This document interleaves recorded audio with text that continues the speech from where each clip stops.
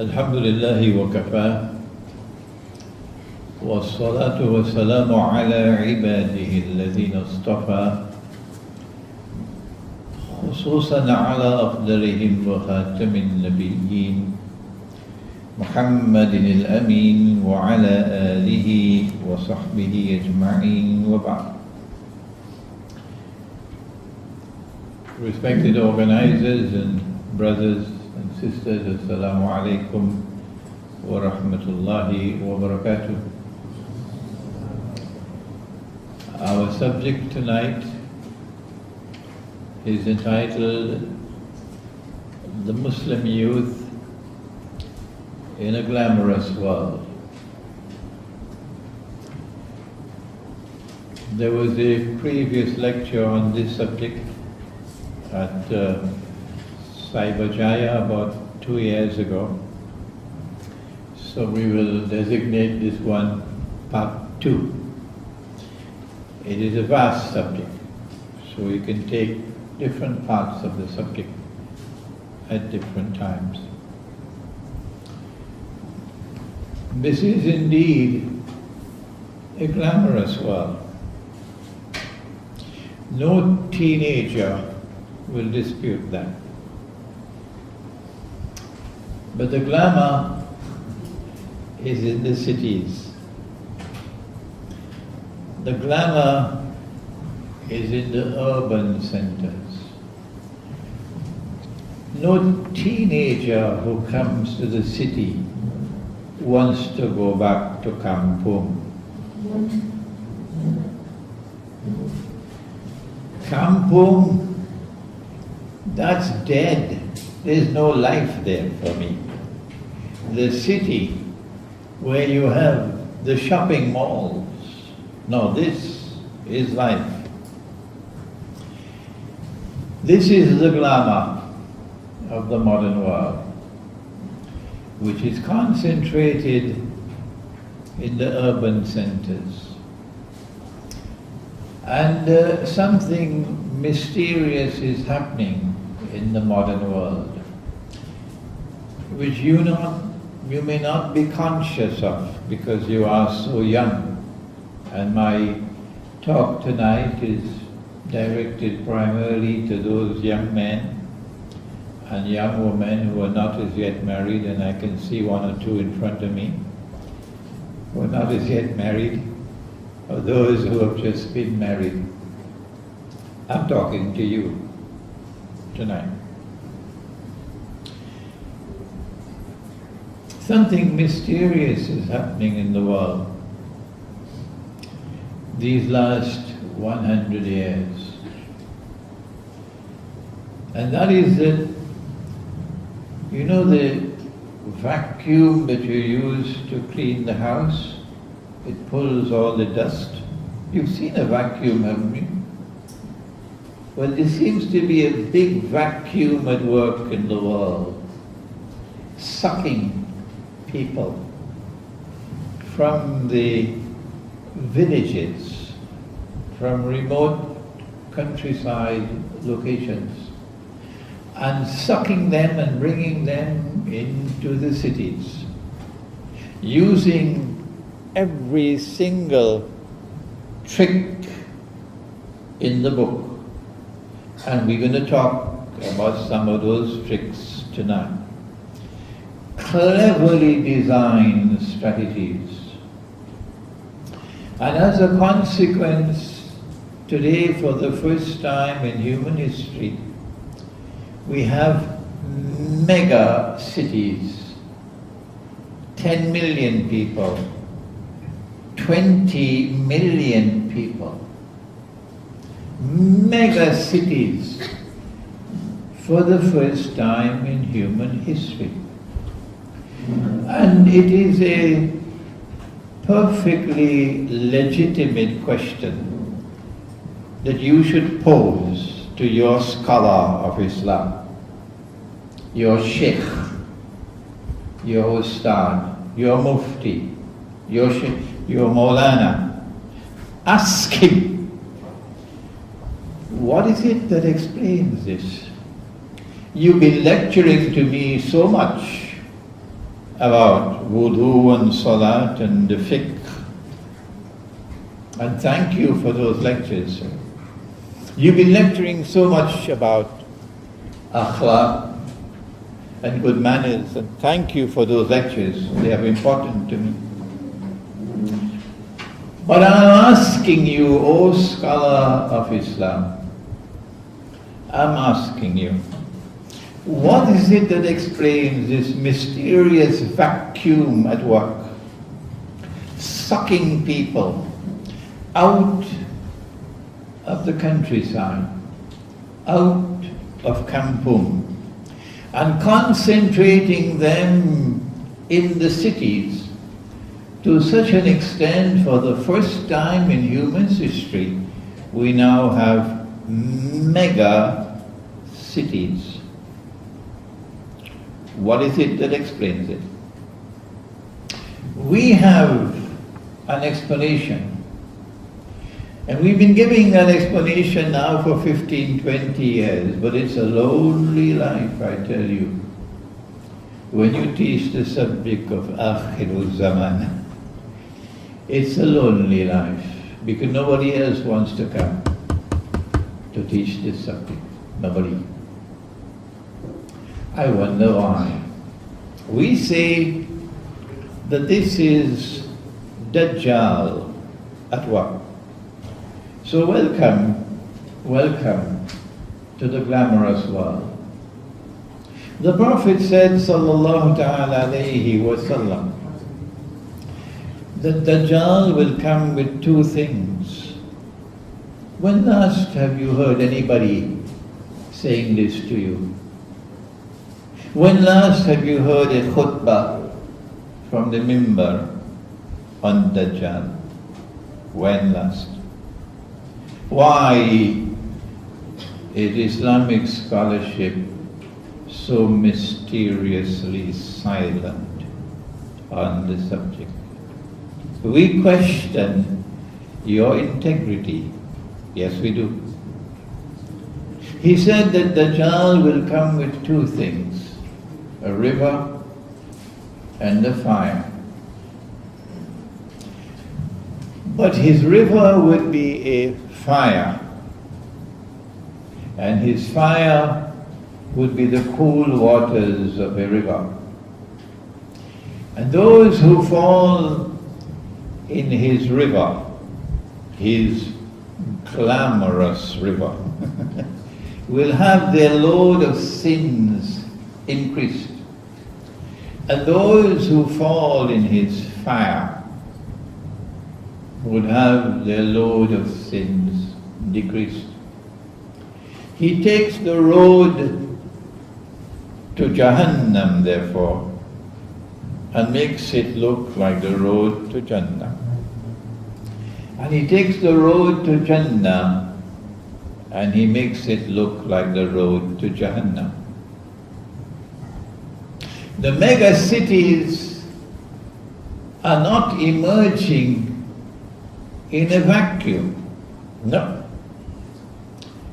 The mega cities are evolving into centers of glamour. They are glamorous. Imagine a teenager from Kampung, and he comes to the city and he sees these tall buildings. MashaAllah, his eyes are going to open. Her face is going to be in a state of wonder. Look at these tall buildings. I never saw them in the countryside. And then, unless one has knowledge, the youth can make the mistake, which most of the elders make as well, of equating tall buildings with progress. The stamp of progress is the height of your building. The stamp of progress is not how honest you are, how trustworthy you are. If you give your word, did you keep your word? The stamp of progress is not what kind of faith you have in your heart.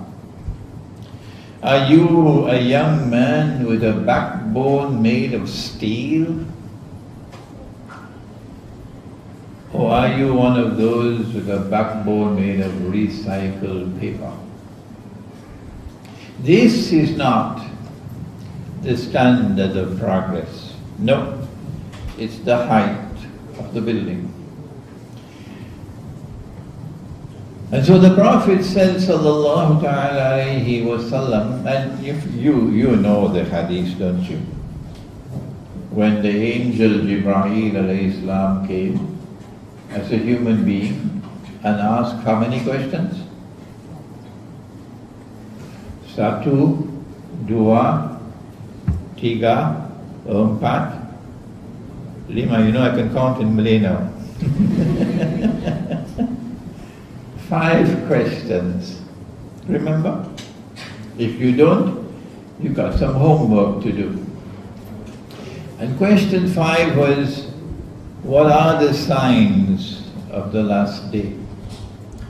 And amongst the signs that the Prophet ﷺ made mention of was slavery. That there's going to be slavery in Akhirul Zaman. That a slave woman will give birth to her mistress. So there's going to be slavery in Akhirul Zaman. But the other sign was that you'd find the naked, barefooted shepherds competing with each other in the construction of tall buildings. So when you see the tall buildings, you know this is a sign of Akhirul Zaman. Dajjal is seeking to seduce you with the glamour of the city and its tall buildings, so that the heart of the teenager, the heart of the young man or the young woman would now be convinced that tall buildings are a sign of progress. But the Dajjal is sucking you into the city by other strategies as well. When last have you seen a shopping mall in a kampung? Huh? No. The shopping malls are all in the cities. And the shopping malls are becoming more and more glamorous. You take a trip to a shopping mall, my gosh, this is Jannah. Look at the glamour. Look at the architecture. Look at the water flowing. Look at the palm. Look at the roof. Look at the escalators. Look at all the shops. MashaAllah. I never saw anything like this back there in Kampung. So when a teenager experiences the shopping mall, which we never had 100 years ago, nor did we have the high-rise buildings at that time. It's only since what? That all of this is happening. Since the countdown began. The last countdown of Akhirul Zaman. It began when? The world of Islamic scholarship is mysteriously silent. Oh yes, they are mysteriously silent. The last countdown of Akhirul Zaman began when the body of Fir'aun was discovered in the year 1898. At that same time that the body of Fir'aun was discovered, the Zionist movement was established.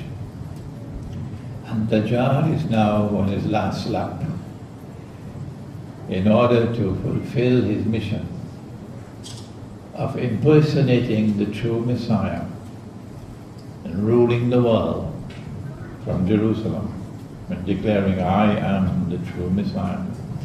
So then you saw the skyscrapers of Manhattan, and then you saw the shopping malls. When we were children, we never saw a shopping mall. Never.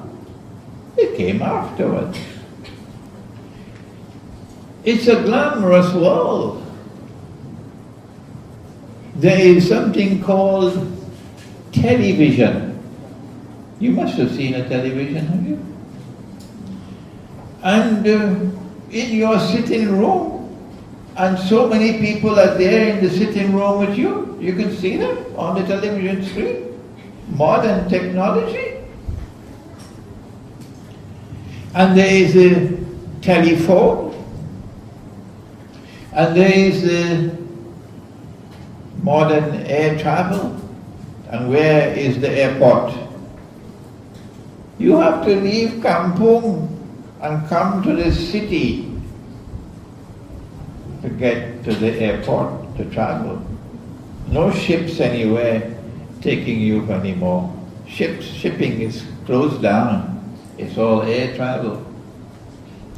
And so Dajjal has a number of strategies with which to suck you out of the countryside and bring you into the city. And we want to begin our talk with one of his strategies. The modern age of Dajjal is an age of an explosion of education, of the pursuit of knowledge. Yes, of course, the pursuit of knowledge is obligatory.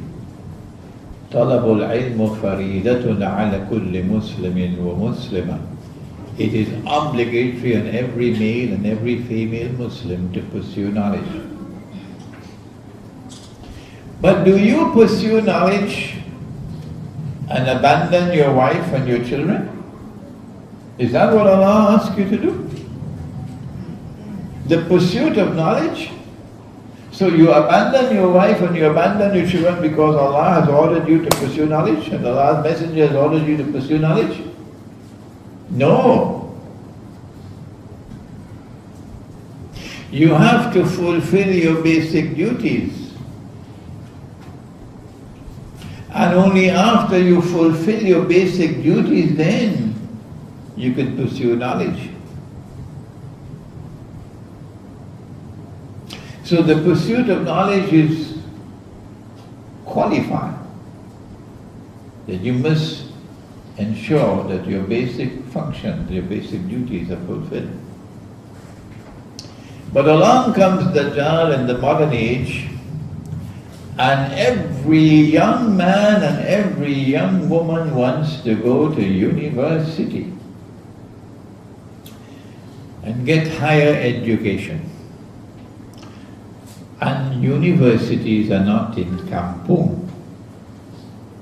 So you're going to have to leave the remote countryside, wherever you are, and head for the city in order to get a university degree.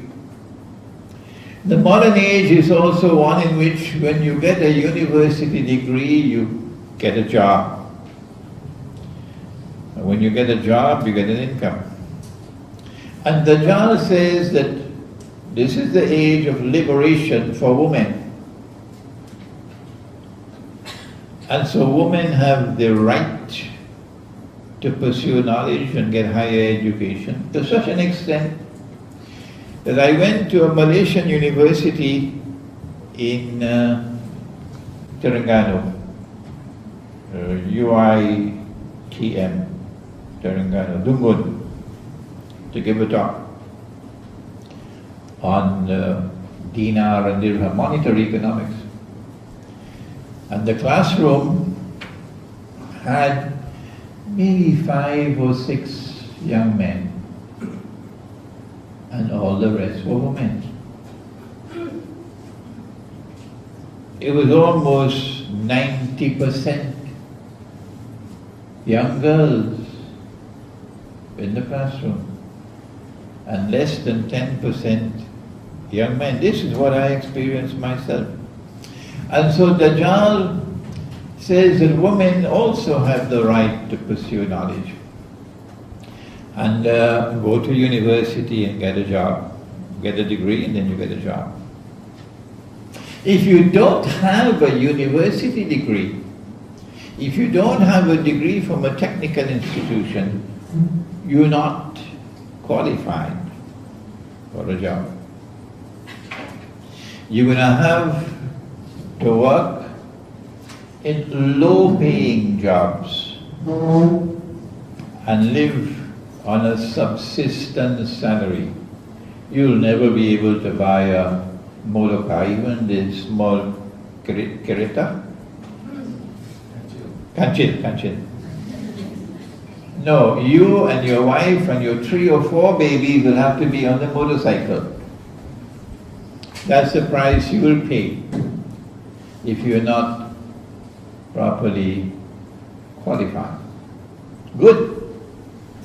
But then something mysterious takes place. At the beginning, university education was very cheap.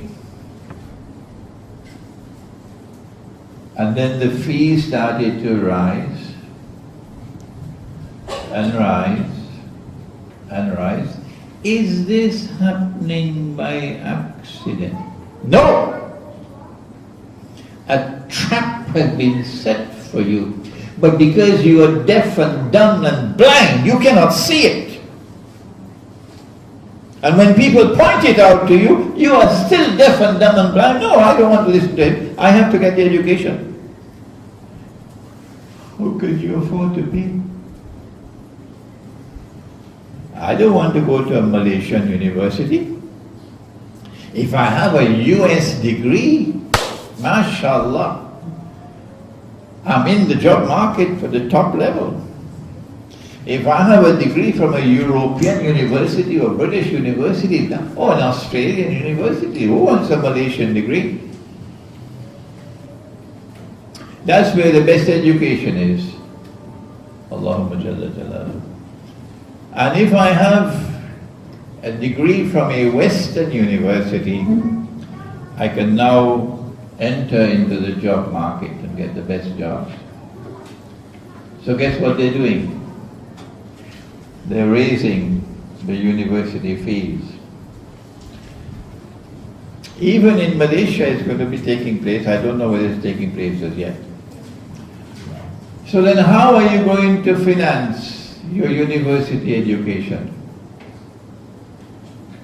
Dajjal comes along with something that is glamorous. It's called a student's loan.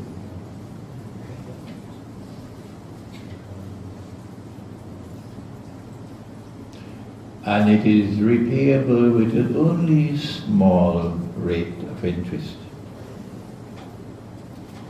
And you're going to get fatwa upon fatwa upon fatwa that is halal.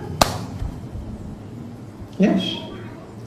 And so Dajjal sucks you in. Because what else can I do, Sheikh? I have to go to university.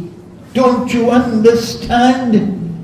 I have to get an education, I have to get a degree, Sheikh. Don't you understand? Everybody else is doing it. If I do not have a degree, I cannot get a job. Don't you understand? Oh yes, I do. It's you who do not understand Dajjal's glamorous trap for you. You do not care that the Prophet ﷺ cursed. He cursed all 4. And he said that they are all equally guilty. But you never hear that from the mimbar. They have many other glamorous subjects to talk about, but they don't talk about this one. He said the one who takes riba, the one who gives riba, the one who records the transaction, and the two witnesses, and they're all equally guilty. They would not talk on this subject because they will lose their popularity. There are people who measure success on popularity, and if you want to be popular, don't touch the subject of riba. Government of Pakistan, excuse me, the Islamic Republic of Pakistan has now come forward with a glamorous offer to the young men and women of Pakistan of student loans.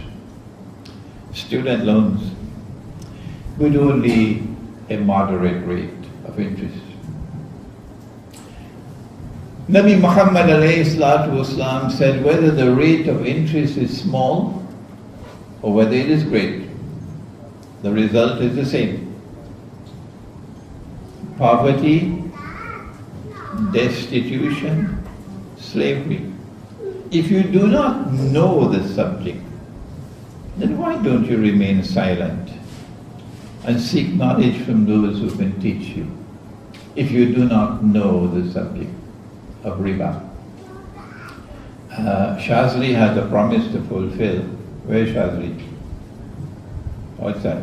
Yeah, to organize a seminar for me on riba where I can teach the subject for the whole day. So now, I'm not speaking to you here alone in this gathering. I'm speaking to all those who send their sons and daughters to Britain and to the United States and to France and to Germany and to Australia, and who cannot afford to pay university fees now because the British government is constantly raising the student fees, and who are now sucked into student loans based on riba. And when you have a student loan based on riba, you have the curse of Muhammad ﷺ upon you. And if you have the curse of a prophet upon you, you can perform your salat, it will not be accepted. You can fast in Ramadan, it will not be accepted. You can give charity, it will not be accepted. No matter what you do, it will not be accepted by Allah if you have the curse of a prophet upon you. This is part of the warning that we have to give to our young people, warning them of the dangers of the glamorous world.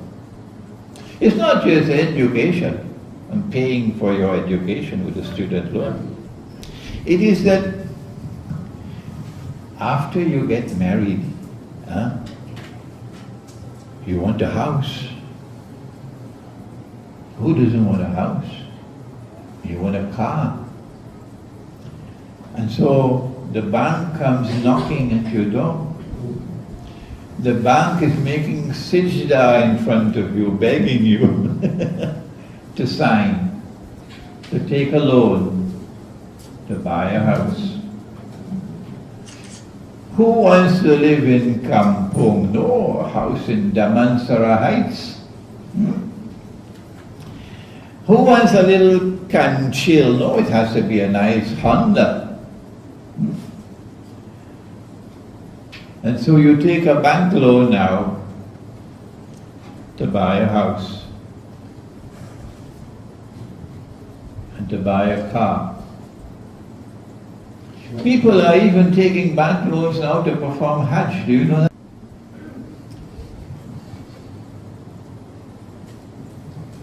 Everybody else have nice houses. Sheikh, you want me to go and continue living in a little run-down apartment?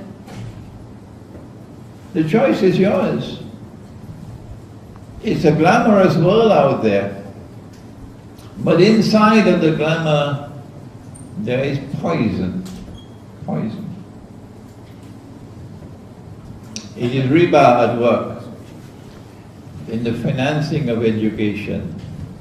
It is riba at work in housing and in buying motor cars and other things.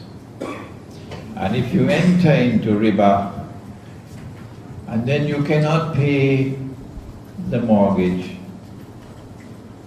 why? Because you're working for a salary. And at the time when you joined the job, your salary could have bought, 1 month's salary could have bought a camel. You know the rest? Huh? But then something mysterious happens to my salary. And after a few years, my salary can no longer buy a camel. It can only buy a donkey now.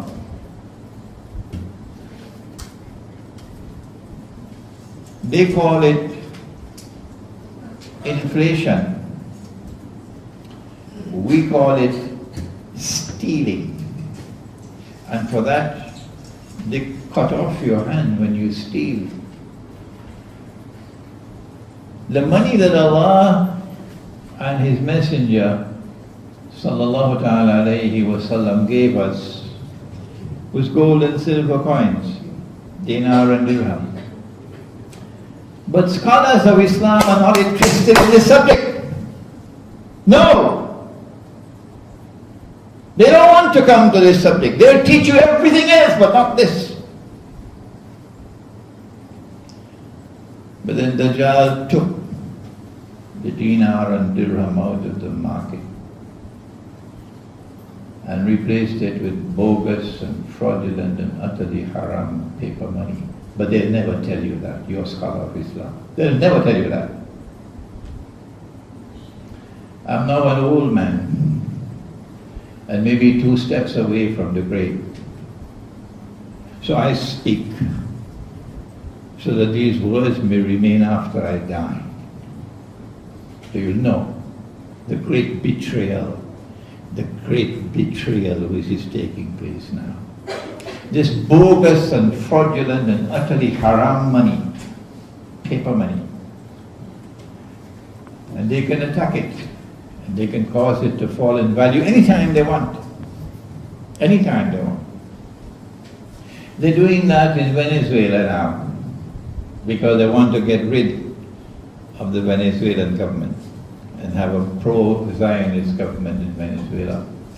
So the Venezuelan Bolivar is being attacked and is losing money, losing value constantly. The Indonesian rupiah, the Turkish lira, the Bangladeshi taka, the Pakistani rupiah, the Egyptian pound, around the world money is losing value. And so you used to be able to buy a camel and now you can only buy a donkey. And then after some time you can only buy a goat. And then afterwards you can only buy a chicken. That's where Pakistan is now. That's where Pakistan is now. And so you can't pay your mortgage. And you lose your house. You lose your house. The trap is being set for you and nobody is warning you. Do not borrow money on interest. Do not do it. Not for education, not for a house, not for a car, not for anything. Dajjal's glamorous world targets us in other ways as well, not just education. We spend enough time on education and housing. The Prophet said, sallallahu ta'ala alayhi wa sallam, about Akhirul Zaman, he said that women would be dressed and would yet be naked. Allah created women beautiful and men are attracted to women. The reason why in the masjid Not anymore, of course. Once upon a time, when we used to practice the religion that came from Nabi Muhammad ﷺ, at that time, not now. Once upon a time, when we did have Islam, men would pray at the front, and women would pray at the back.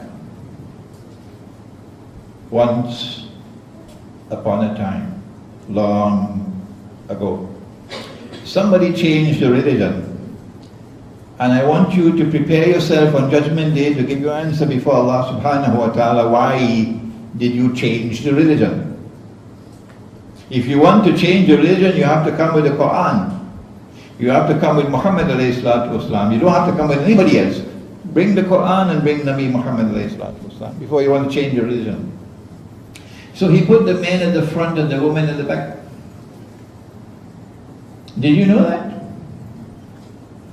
And he said that when you go down in Sijda, the woman must remain in Sijda longer than the men. Did you know that? That this is Islam? Did you know that? No, you didn't know that. Why? He said maybe some of the men may not have enough cloth to cover themselves properly. And if a woman were to raise her head to a suit, it would be an unwelcome sign. So woman, this is the command of the Prophet sallallahu alaihi wasallam. And once upon a time we followed this sunnah until we took this sunnah and we threw it all in the garbage bin. We took this sunnah and threw it into the garbage bin. Women don't have to stay in Sijda longer than men anymore because we have a better version of Islam today in this glamorous world. Women are no longer in the masjid. We solved the problem. Well, that is your Islam. You could keep it.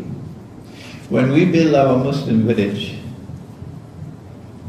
women will be in our masjid, whether you like it or you don't.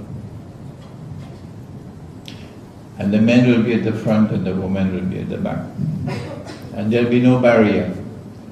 There'll be no partition. There'll be no curtain, nothing. It'll be exactly as it was in Medina. The reason why Allah's wisdom put the men at the front and the women at the back is clear, should be understood. Because if the women were at the front and the men were at the back, no man will be able to concentrate on his salat. None. Because women are beautiful, women are attractive. But none is attracted to women more than the young. The young man who's not been married as yet, and I have one or two here now. The young people are the ones in whom the biological urge is raging like a torrent. And so the young ones are the ones who are going to be most intensely attracted to women. The young. And so when women are dressed and yet naked, what will be the impact on young men? You go to the shopping mall and all you see is flesh in the shopping malls. So they leave the villages because you don't see any flesh in the villages. This is a glamorous world. I can see so many half-naked women and three-quarter naked women. I wish I could spend the whole day in the shopping malls. This is heaven itself. And in the process, you're being taken down another road.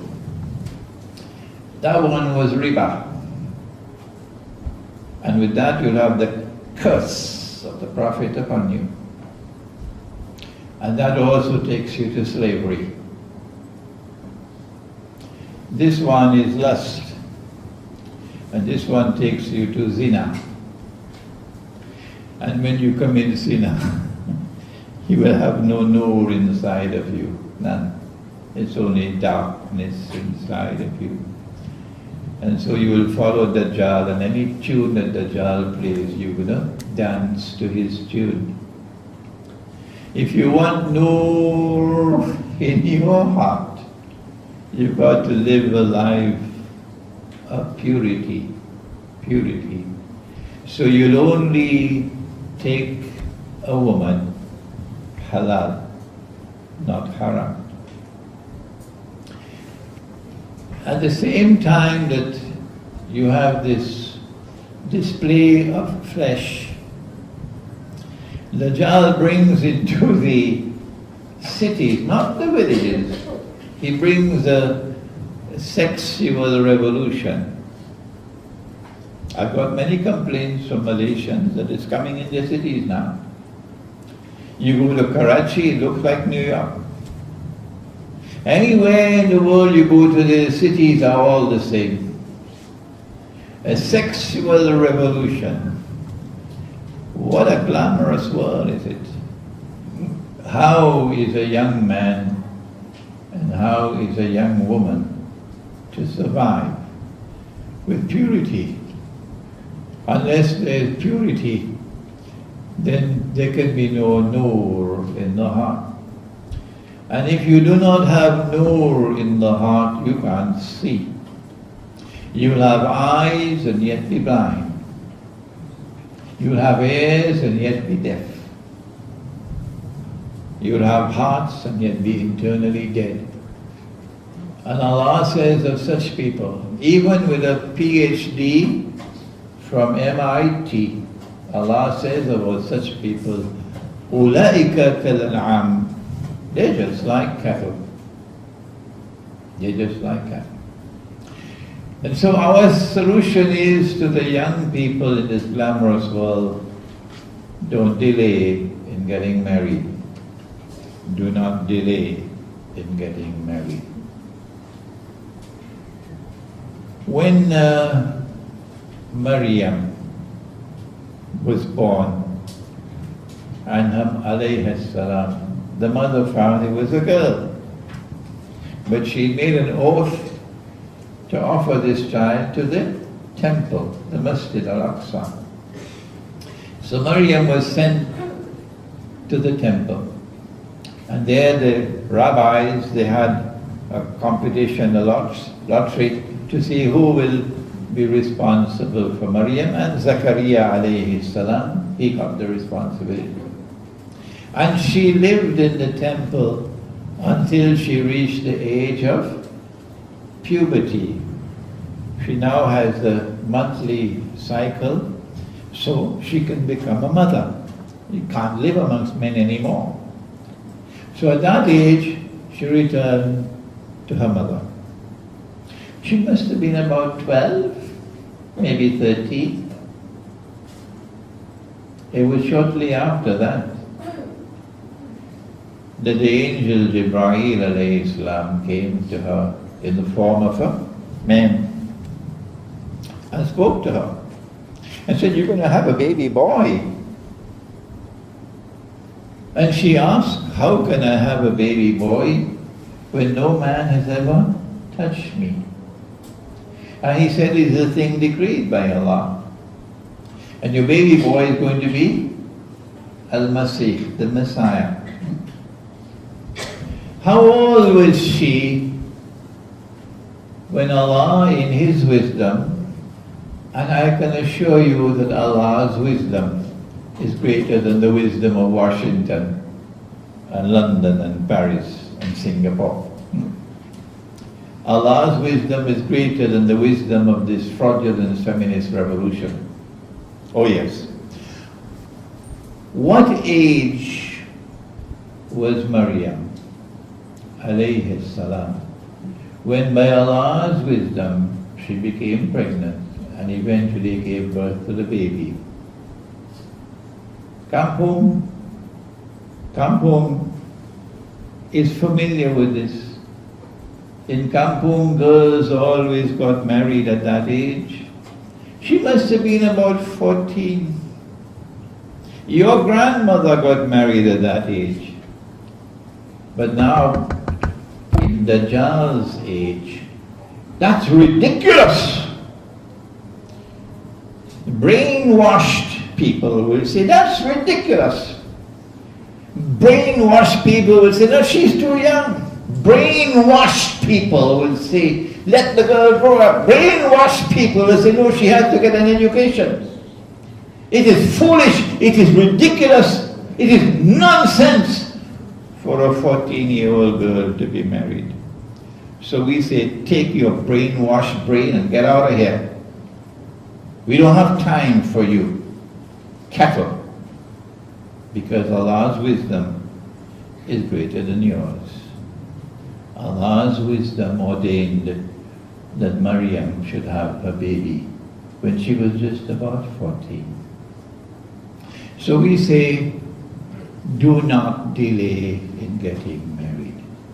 The modern feminist revolution will grind their teeth in anger and frustration when a girl gets married at 14 and 15. Let them be angry. We are Muslims. We follow Nabi Muhammad alayhi salatu wasalam. We seek guidance in the Quran, not from Planned Parenthood and not from the feminist revolution. But there's more to the glamour than women being dressed and yet naked. And that is that there's something called fashion. And Kampung doesn't have fashion. You have to come to the cities for fashion. And the fashions are changing all the time. It's not just that the dress is getting shorter and shorter and shorter and shorter, and more of the body is being exposed. More than that, the clothes are getting tighter. It's not just for women, but for men. Now, some of you are going to be annoyed with me, but after the lecture we can be friends, okay?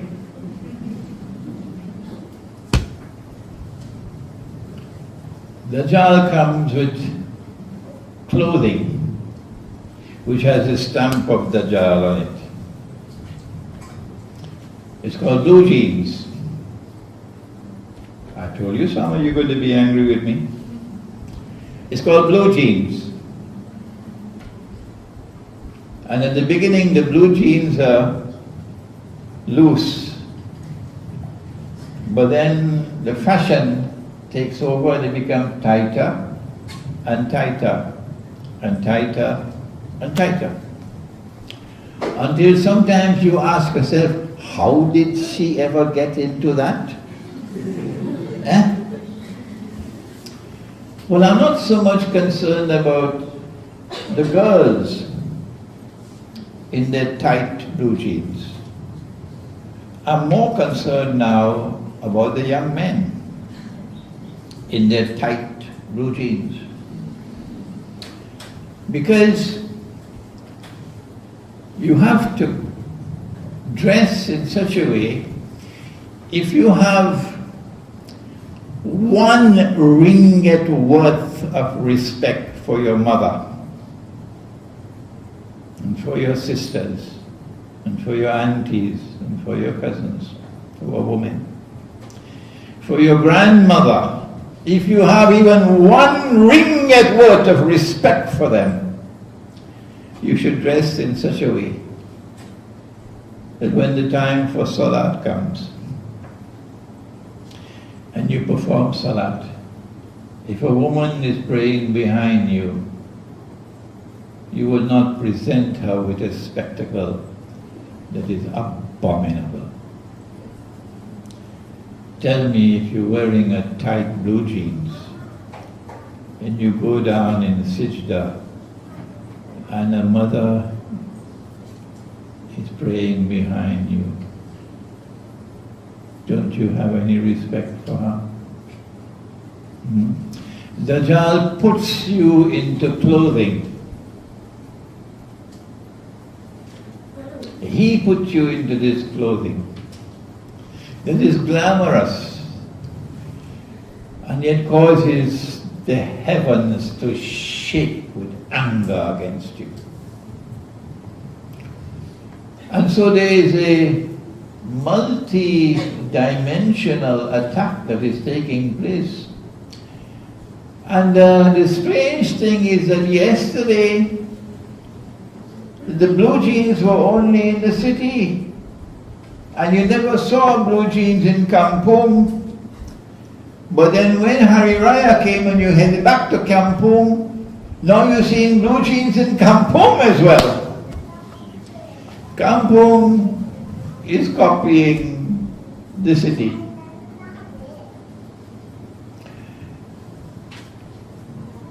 The Prophet said, alayhi salatu wasalam, that in Akhirul Zaman, one man would have to maintain 50 women. Are you aware of this? What could possibly explain this dangerous imbalance in the proportion of men to women? Never in history did we ever experience this. Answer: it could not be explained through only warfare. No. Today's warfare involves the use of weapons of mass destruction, nuclear weapons, which do not discriminate between male and female. No. So when the Malhama comes, and most of mankind were to perish, both men and women. So then what is it that explains one man having to maintain 50 women? I gave a lecture in KL to one of the telecommunications companies, Celcom or one of them. And after I had spoken, one of the workers got up and he said, Sheikh, our workers who put up the cell phone towers report, none of them have baby boys. All of them have only baby girls. Confirming what a doctor from Canada had explained to us when we held an international Islamic retreat in my native island of Trinidad in 2009. That the radiation which is coming from your cell phones and from the cell phone towers and from the wireless internet is one of the contributory factors which is damaging health. The pollution of food is also damaging health. The genetic re-engineering of food, so food can no longer function medicinally, is also damaging health. And part of the damage is on the male, in his sperm production. And the sperm production is so damaged that baby boys are no longer going to be born. It's only baby girls. We are now living on the tip of this iceberg. But the scholars of Islam have many more important subjects to teach you about. They're not concerned about this. Maybe in one generation from now, it'll be full-blown. Because I've been traveling for many years now. And I never saw a cell phone. Never. Nobody had a cell phone. Until recently, maybe about 10 years ago. And now every single Indonesian maid has a cell phone and she's talking back with Bandung and talking with Surabaya. Yeah. So it's proliferating, not just here, around the world. And so we have it tomorrow, which is around the corner, when this prophecy is going to be fulfilled, when there's going to be a calamitous, decline, calamitous decline in the birth of baby boys, and a huge avalanche of baby girls. How are you going to solve that problem? In Kampung, in the remote countryside, people grow food. People grow food. People have animals. People can survive. In the cities, you work for an income. And as the value of money falls, you are sucked into slavery. And so, while Islam has permitted 4 wives, you are permitted to marry up to 4 wives. The law in Malaysia allows you to marry up to 4 wives. Can this be the solution to the problem? Even if our men were to marry 4 wives, would that solve the problem? Because there are so many more women out there who will not be able to ever get husbands. And a woman needs a husband not only for biological satisfaction. A woman needs a husband for guarding and protecting her. A woman needs a husband to maintain her. Dajjal's women say, I don't need a man to maintain me. Well, please stay in the city. Don't ever come to our Muslim village. Because Allah has given to men the obligation to maintain women. And so my question is, we have a serious problem around the corner. How are we going to solve the problem? This is particularly for the glamorous city, not so much for the remote countryside. My answer is, it is not possible for men. Tomorrow when money collapses even more than it has collapsed now, and men are living in poverty, universal poverty, it is not possible for you to marry 4 women. You would not have the means to do it. No. The only way you can do it is if you were to bring down the standard of living of your first wife. Because if you have 4 wives, you have to treat them with equity. وَإِنْ خِفْتُمْ مَنْ لَا تَعْدِلُوا فَوَاحِدًا, says Allah. If you fear that you will not be able to treat them with equity, then stay with only 1. In order for you to marry 4 and you're working for peanuts, you're going to have to bring down the standard of living of your first wife, which is not fair to her. No. Why should she have to pay the price if you want to take a 2nd or 3rd or 4th wife? So the option, this is my opinion, the option of plural marriages for solving this problem can only work with men who have the means.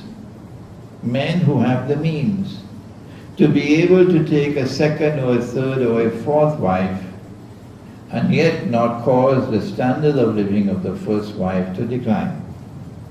Very few men will be able to do that. Very few. Wait until the US dollar collapses and then you'll see what happens to your money. And so the question which I pose to the world of Islamic scholarship is, how are you going to solve that problem? If you do not offer a solution to the problem, there's going to be universal promiscuity. The Prophet ﷺ prophesied. He said about Akhiru Zaman, he said people will have sexual intercourse in public like donkeys. If you do not provide an answer, a solution to this problem which is around the corner, that is what your society is going to be like. Women are going to be stealing other women's husbands. A group of women are going to come together and use one man as a stud and tell him, tonight you go here, tomorrow night there, tomorrow night, to share one man. This is the question I'm posing to the world of Islamic scholarship for a problem which is around the corner. Nabi Muhammad ﷺ said that one man will have to maintain 50 women. He didn't say one man would have to marry 50 women, because the law permits only 4. Before I end, I want to offer to you a subject for study, for research. And I'll ask for an invitation to come back one day, so I'll hear what answers you have found. But before I do so, I want to ask a question.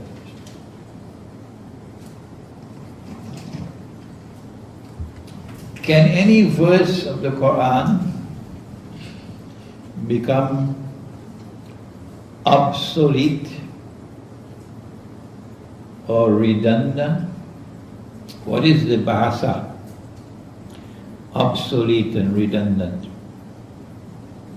You don't have bahasa for that? Yeah, come on, tell me. Pertini. Pertini. Huh? Pertinde. Okay. Lapu.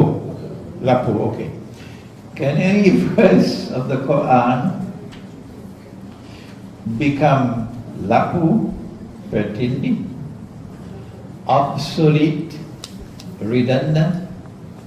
You could put it in cold storage. It no longer has any applicability. Is this possible? No. Nobody present will ever say such a thing about the Quran. No. There is no verse of the Quran, none, which can ever become obsolete, lapu, or redundant. Allah says in the Quran, and 12 different places in the Quran, He says that you can marry women 2, 3, or 4. And then He mentions, in addition to marriage, women with whom you can be attached. And what are they called?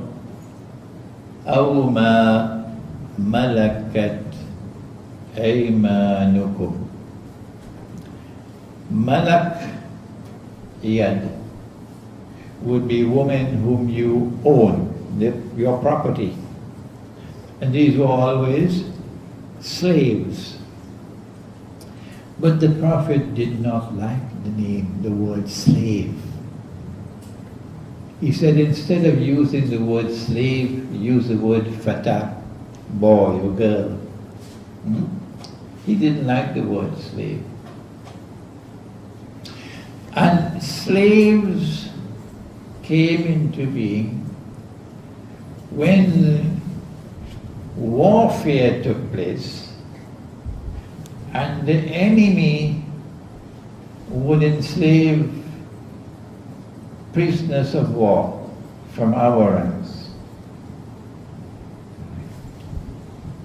We then applied the law of reciprocity.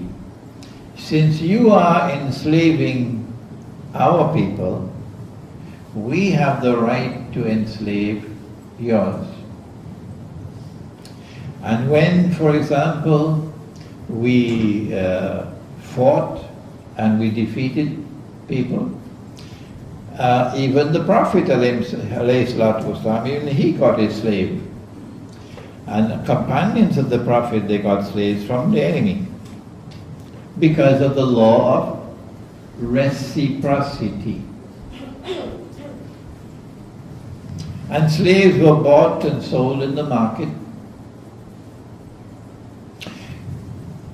The ruler of Egypt, Heraclius, sent a slave to the Prophet ﷺ as a gift. She was an Egyptian woman, Coptic. Can you remember her name? Maryam. Maryam. And from her was born, what was his name, the baby? The son of the Prophet ﷺ. What was his name? Ibrahim. Ibrahim. And when Ibrahim was about 2 or 3 years of age, he died. And at that time there was an eclipse. So she was a slave. So she was Malakat Yad.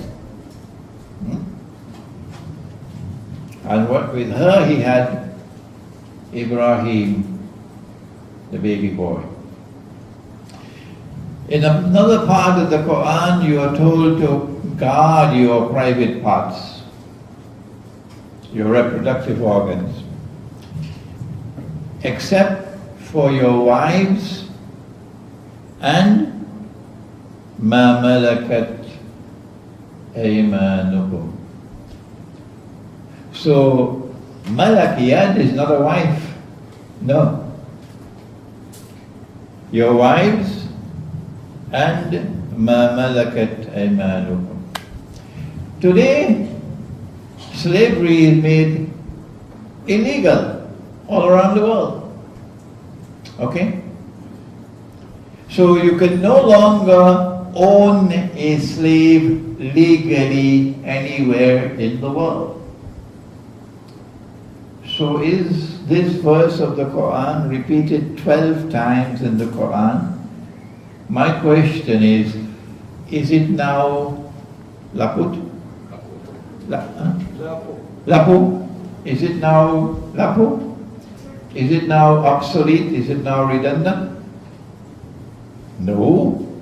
No verse of the Quran can be obsolete and redundant. Well then my question is,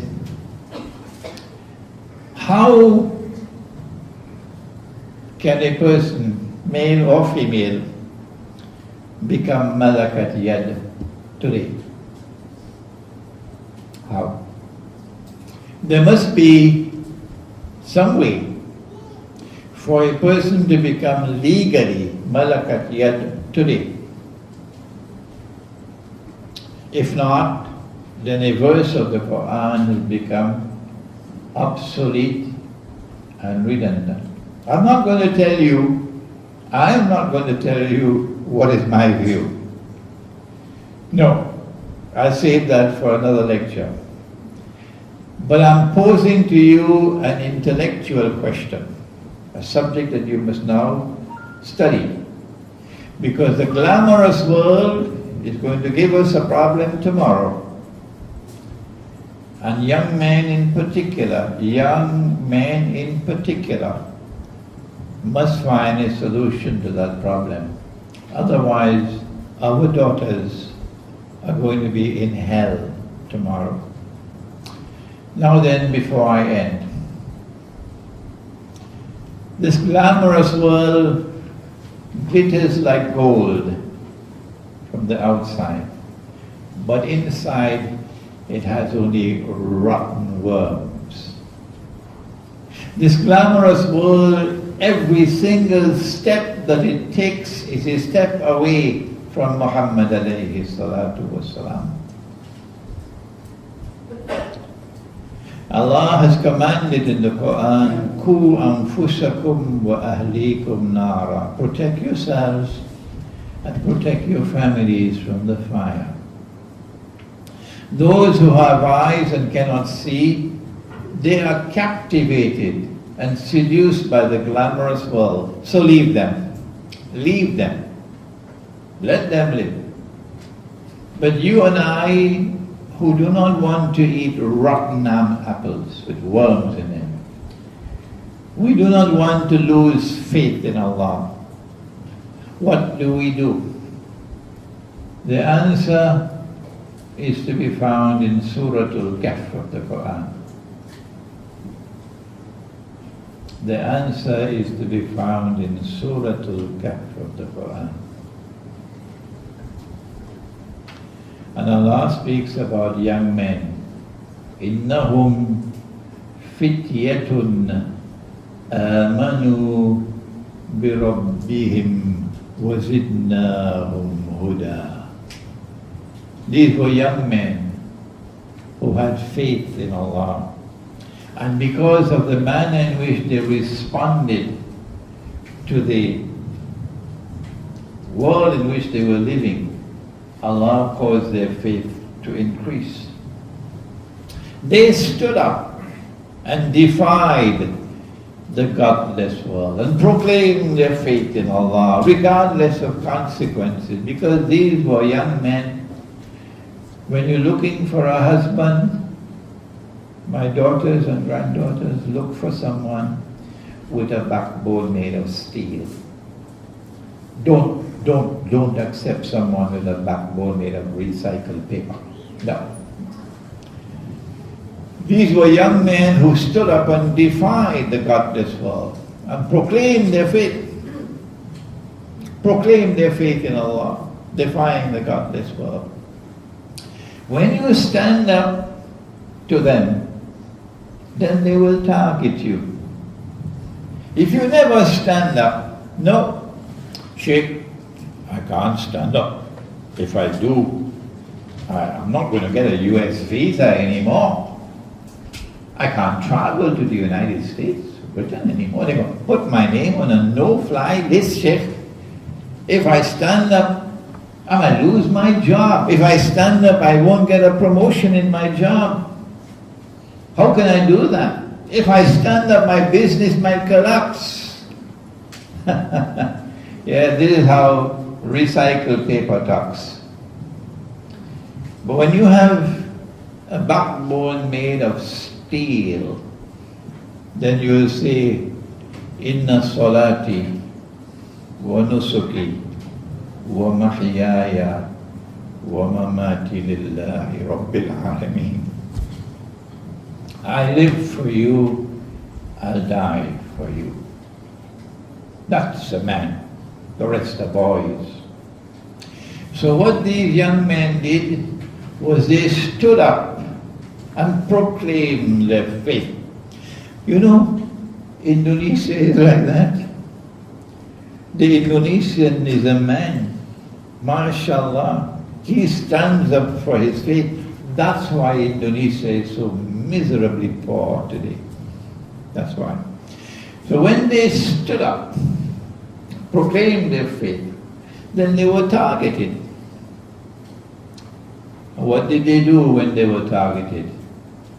وَإِذِ اعْتَزَلْتُمُوهُمْ وَمَا يَعْبُدُونَ إِلَّا اللَّهَ فَأْوُوا إِلَى الْكَهْفِ. Flee. Leave the town. Withdraw from the city. Get out of it. They fled to the cave. We say to you, flee to the remote countryside. Build a Muslim village. يَنْشُرْ لَكُمْ رَبُّكُمْ مِنْ رَحْمَتِهِ وَيُحَيِّي لَكُمْ مِنْ أَمْرِكُمْ مِرْفَقًا. Allah will help you. Allah will protect you. And so our final word to the young people in the glamorous world is that this world is a world which inside of it has deadly poison. And the best way to protect yourself is to withdraw from it and go to the remote countryside. Alam takun ardullahi wasi'a. Is Allah's earth not wide? You can find somewhere on Allah's earth where you can be faithful to Allah. When you do that, then Allah can help you and you can preserve your faith.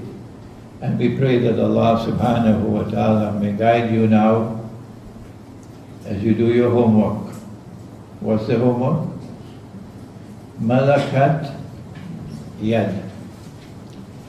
How can a man or a woman today become malakat yad legally?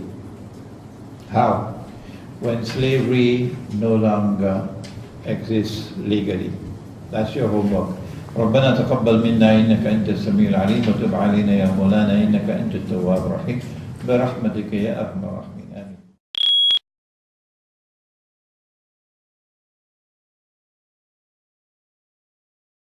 Good question. Good question. Because that takes us to another hadith. The Prophet said, alayhi salatu wasalam, about akhir zaman, that women will dress like men. The reason why a woman will dress like a man is because the child wants her to function as a man. And when she functions as a man, she's going to abandon or neglect her basic functions as a wife and a mother. But he said that men would dress like women.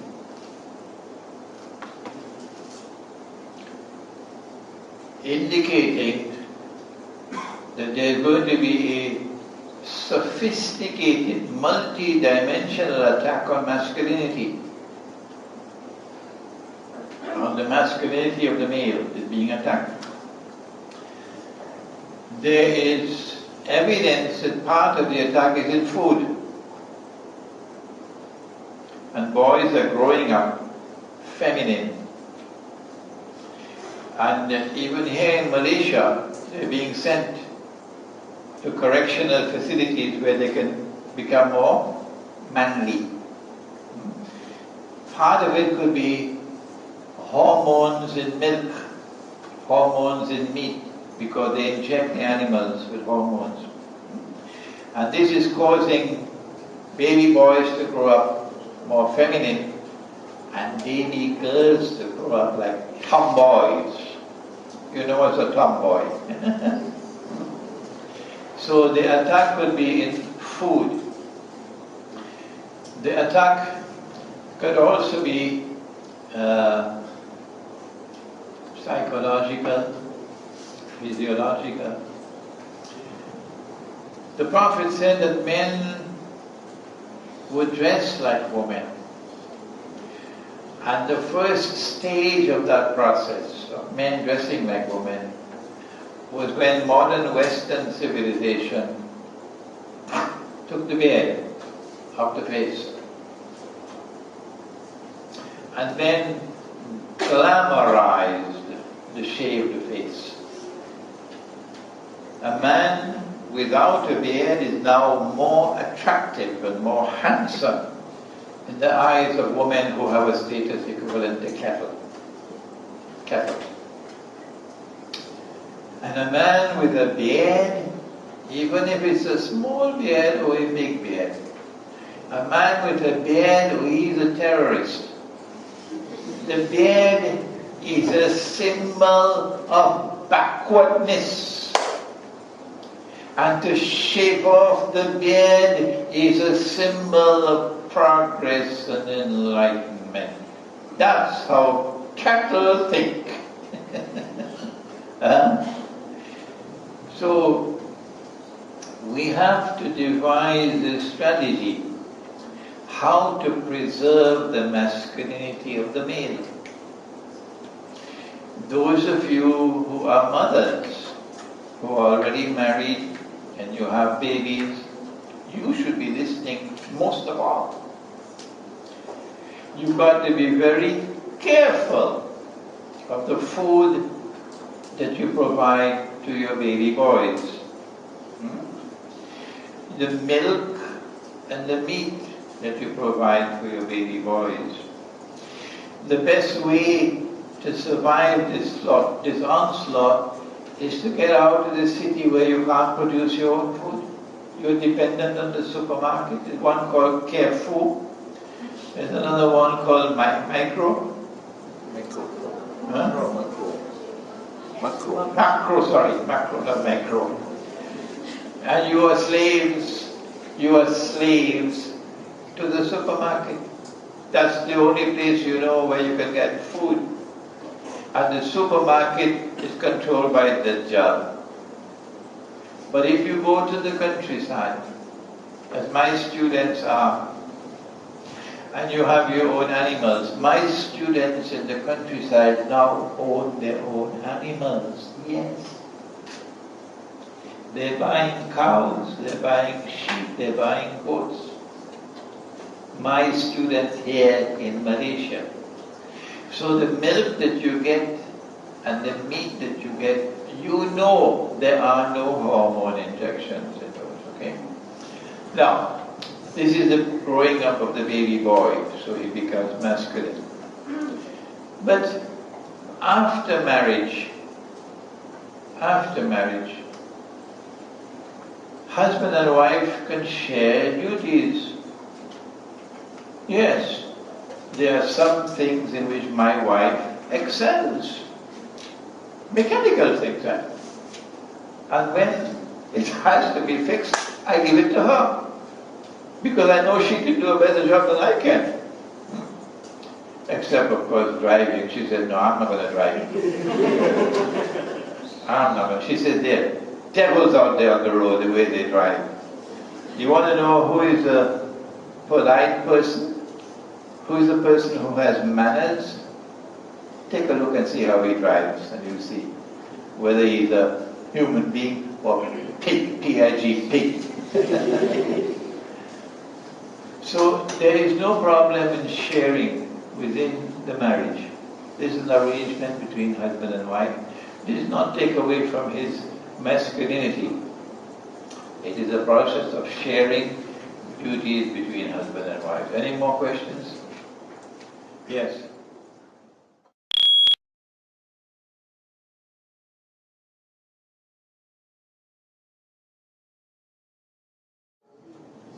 Okay. I went to Moscow last July and lectured at the State University of Moscow, which is the most important university in the whole of Russia. I received a friendly welcome from the scholars, and they treated me with respect. Do they qualify as kafir? A people who show friendship for me as a scholar of Islam and treat me with respect. Do they qualify as kuffar? No, they don't. Not at all. It is wrong and dangerous and sinful to describe all non-Muslims as kuffar. Thank you.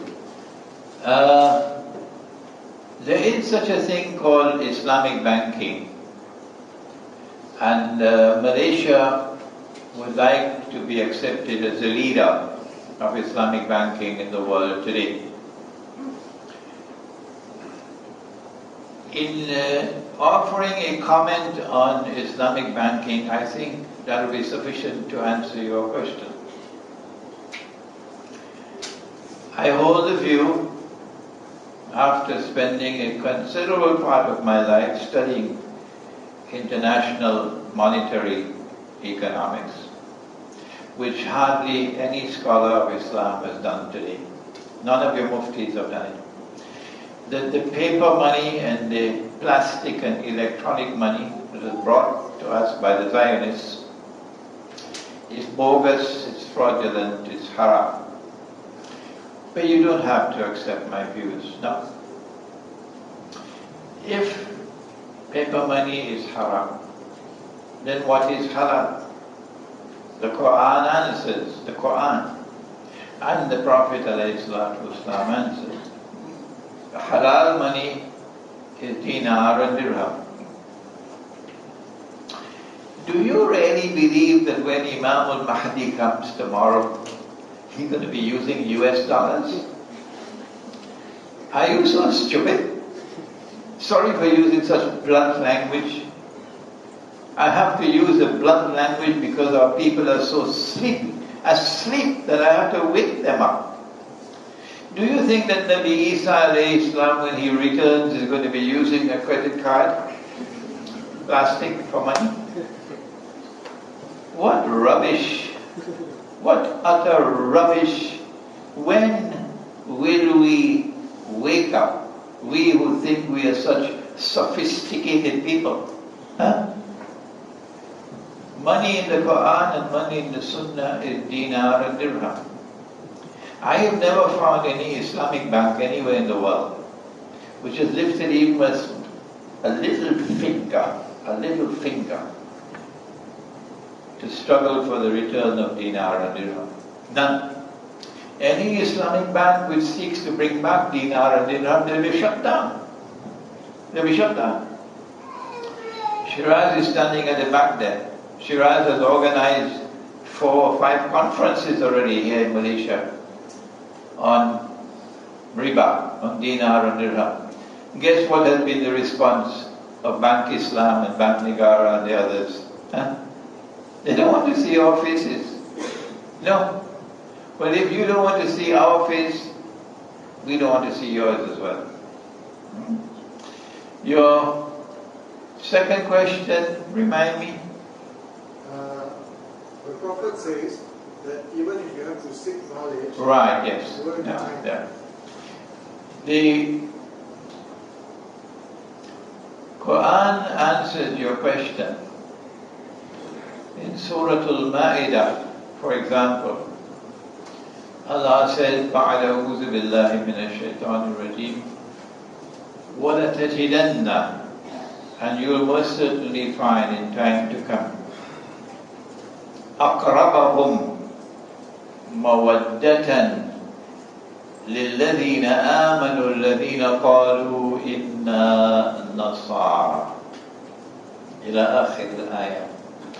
That you will most certainly find in time to come that those who will be closest to you, Muslims, in love and in affection, will be those who say, we are Nasara.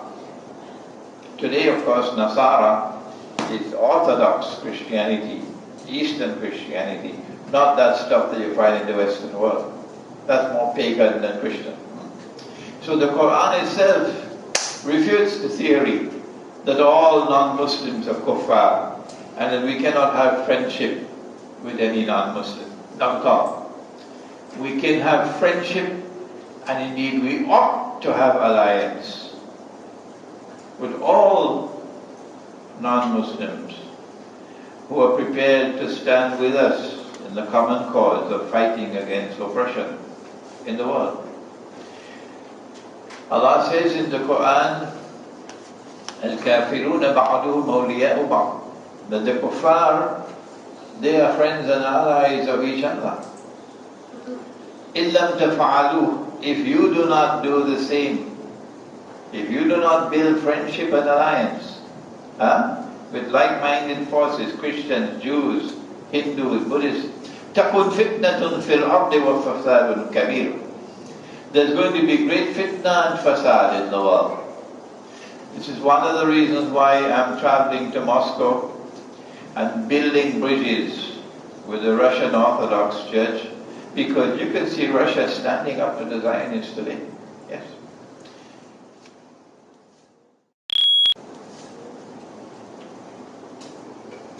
How do we get out of the loan that we have already taken? أموالكم فلكم رؤوس أموالكم. You are entitled to the return of the principal sum which was lent as a loan. So the one who borrows has an obligation, legal and moral, to repay that which was borrowed.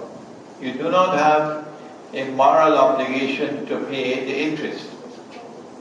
You have a legal obligation according to the law of the land, but not a moral obligation.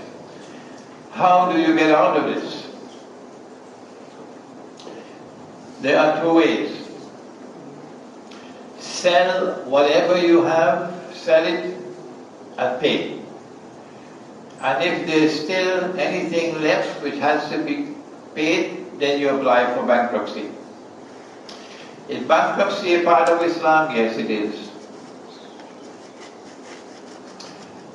But in bankruptcy in Islam, you're allowed to keep only the clothes on your body. In American bankruptcy, you can keep your house and keep your car and keep this and keep that. So bankruptcy laws have to be availed of to be able to get out of the loan.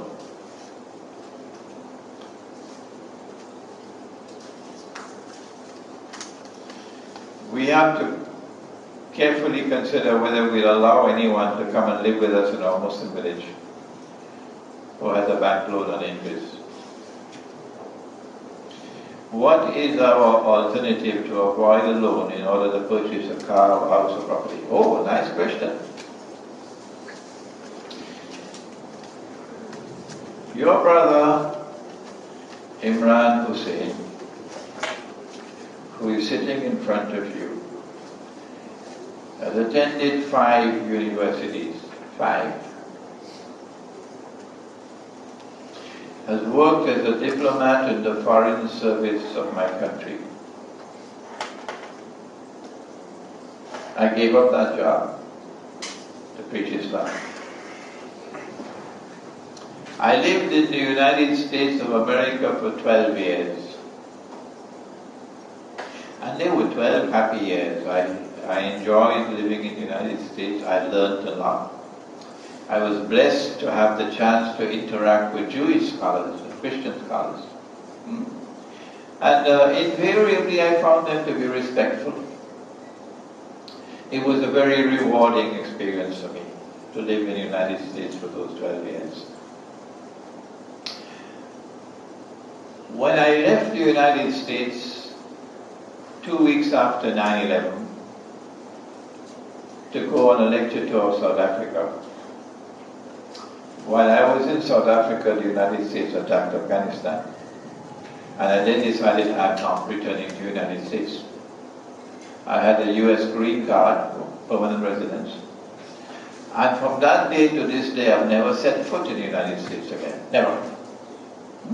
Because I knew I wouldn't have the freedom anymore. But when I was leaving the United States 2 weeks after 9/11, my car was parked on the road in front of my apartment. The car was worth $500. It's 1,500 ringgit, eh? That was the worth of my car. After studying in 5 universities, and after working as a diplomat in the foreign service of my country. A few days before I left, a fellow was driving his car and he hit my car and damaged the back. Insurance company said in order for this to be repaired, you have to pay the first $500 of the bill. So the car is worth 500. I have to pay 500. So I call the company that junks. The company that takes the car and junks it, they say I have to pay them 150. I paid 150. They came with the tow truck and they took the car away. How come I didn't have a car $16,000, $20,000? Huh? That's a choice you have. That's a choice you have. You can either borrow money and interest and live glamorously, or you can go the other way. If I cannot afford other than a canchil, so canchil is going to be my car. Similarly with a house. Similarly with a house. I was about 60 years of age when I was able to get a parcel of land and build the ground floor with 1 bedroom. That's all.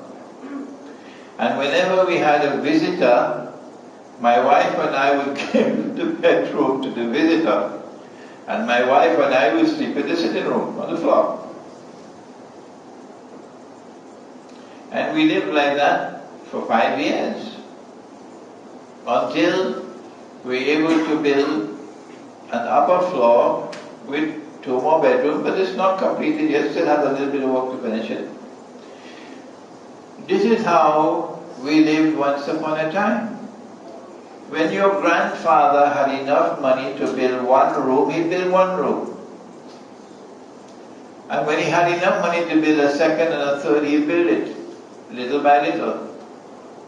But we never disgraced ourselves by going to the bank and borrowing money and interest. So you're able to present your wife with this, mashallah, look at this beautiful house. No, that's the way to resolve the problem. You have to live within your means. We have 3 more questions here.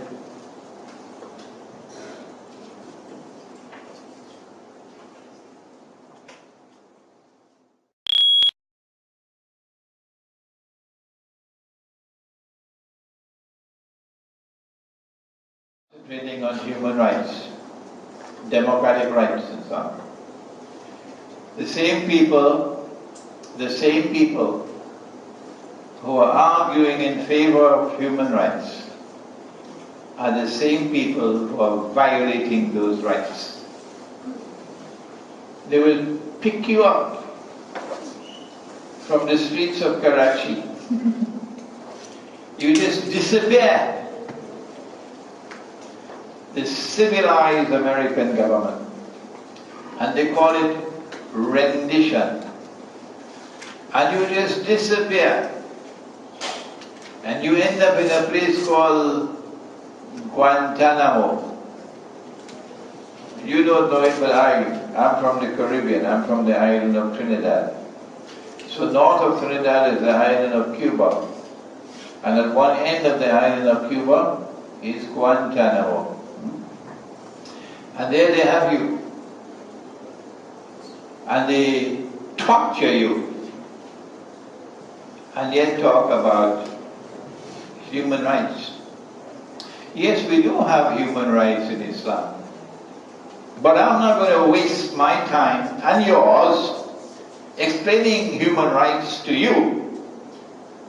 Now, what is human rights in Islam? Until we first talk about the disgusting violation of human rights that your people are engaged in day after day. Let's talk about that first, and then we'll defend Islam and its human rights.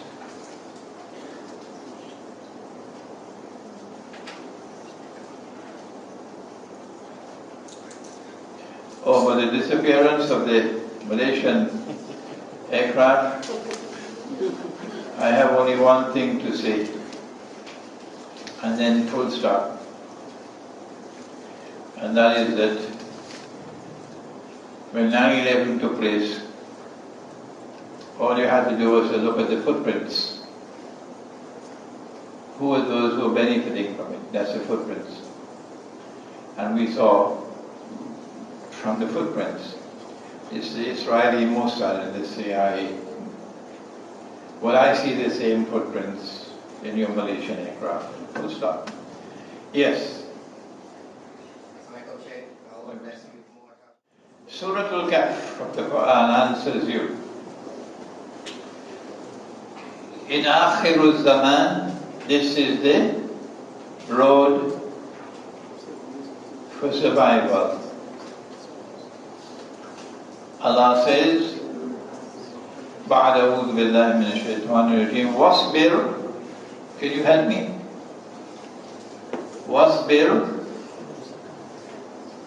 واصبر نفسك مع الذين يدعون ربهم بالغداة والعشي يريدون وجهه ولا تعد عيناك عنهم تريد زينة الحياة الدنيا ولا تطع من أغفلنا قلبه عن ذكرنا واتبع هواه وكان أمره فرطا. This is the answer.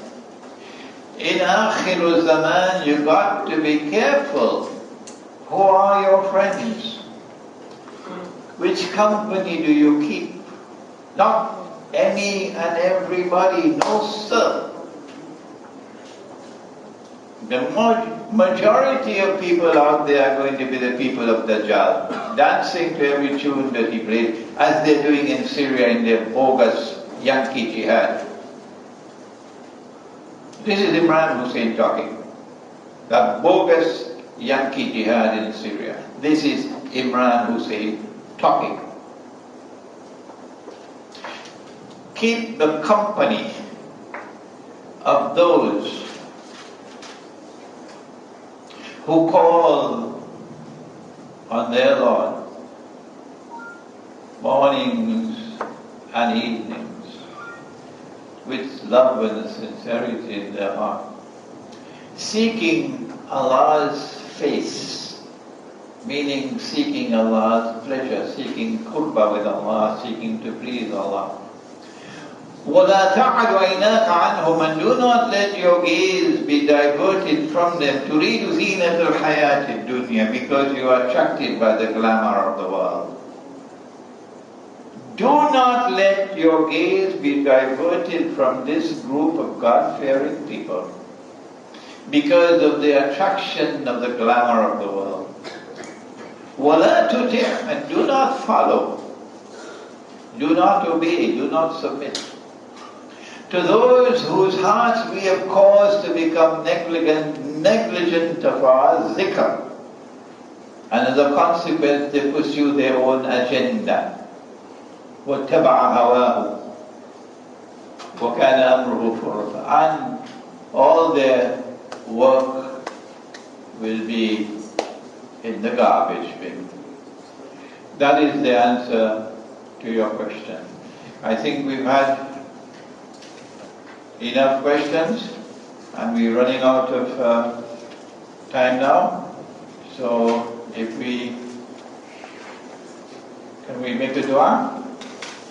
ربنا تقبل منا إنك أنت السميع العليم وتب علينا يا مولانا إنك أنت التواب الرحيم. اللهم أنت السلام ومنك السلام تبارك ربنا وتعاليت يا ذا الجلال والإكرام. اللهم أرنا الحق حقا وارزقنا اتباعه وأرنا الباطل باطلا وارزقنا اجتنابه. اللهم أرنا الأشياء كما هي. اللهم إنك عفو كريم تحب العفو فاعف عنا يا كريم. اللهم إنا نعوذ بك من عذاب القبر ومن عذاب النار ونعوذ بك من فتنة المحيا والممات ومن فتنة المسيح الدجال. وصلى الله تعالى على خير خلقه محمد وعلى آله وعلى أصحابه أجمعين برحمتك يا أرحم الراحمين.